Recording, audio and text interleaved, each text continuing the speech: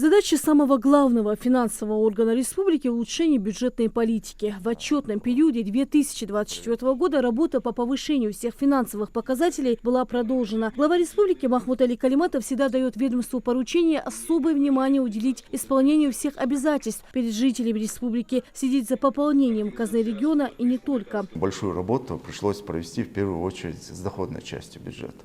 Очень большая работа была проведена с Магомедом Руслановичем, с нашей налоговой службой по определению доходных источников.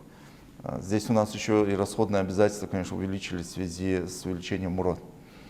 Было увеличено на 18%, то есть на 3000 рублей.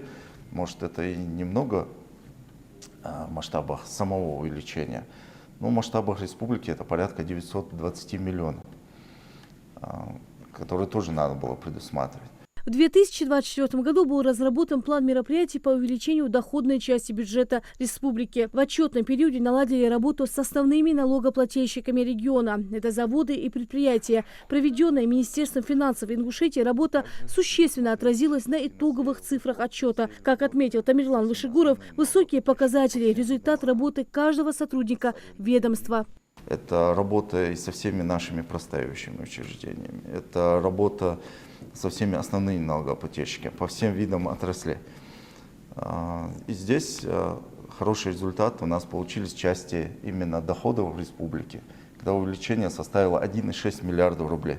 С каждым потенциальным налогоплательщиком была проведена работа индивидуально. Ранее глава Ингушетии Махмуд Али Калиматов заключил с Министерством соглашение о финансовом оздоровлении субъекта. Таким образом, работа за последние 6 лет идет по графику. В приоритете была и остается экономика. Предпринимателям идут навстречу, а они, в свою очередь, платят по счетам, пополняя налоговую базу. Такие налоги, как налог на прибыль, тот же налог на имущество организации уже стали преобладать. Простой пример – это упрощенная система налогообложения. Еще в 2022 году проработали такой механизм, как снижение 6 до 2%, для того, чтобы привлекать новые открывающиеся учреждения, организации, субъектов малого и среднего предпринимательства, чтобы заинтересовать их, вышли из тени, не работали в тени, а уплачивая только лишь 2% с выручки, могли свободно существовать. Большая работа была проведена со всеми ответственными органами. Это позволило в 2024 году повысить определенные показатели. Важная задача на следующий год – держаться намеченного курса и постараться сделать так, чтобы как можно больше предпринимателей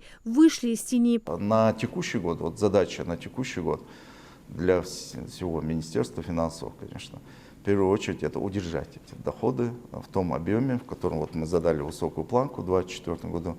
После заслушания доклада председатель правительства Ингушетии Владимир Сласенин отметил, что работа не должна останавливаться. Важно, чтобы финансовый орган и дальше продолжил повышать показатели региона, уделяя особое внимание социальным нуждам. Но есть много резервов. Иван Александрович отметил в своем выступлении, что у нас упал НДФЛ. Он не упал. Его процент сократился, потому что выросли другие доходные части. И этим доходным частям еще есть куда расти. Потому что если посмотреть, там 40% НДФЛ, да, вообще-то он там по классике должен быть 70%. Владимир Сласенин отметил, как важно муниципалитетам научиться зарабатывать. Работа всех на месте, оплата налогов позволит региону развиваться лучше. Вот это потребительское отношение должно закончиться. И со стороны районов, когда они говорят, Минфин, дай денег. Заработайте эти деньги. Почему вот это потребительское отношение? А в целом я отмечаю системность и высокий профессионализм. Да, и спасибо ветеранам, которые передают опыт свой здесь молодежи. И молодежи у нас много. Ну и в этом году, да, нам не стыдно за свои итоги. Спасибо. После завершения доклада всех отличившихся работников наградили грамотами Министерства финансов России, благодарностями правительства Ингушетии, Минфина региона и Народного собрания республики. Владимир Сласенин пожелал всем не сбивать обороты, работать добросовестно и на благо республики. Рина Цычева, Султан Мугушков, Магаз 24.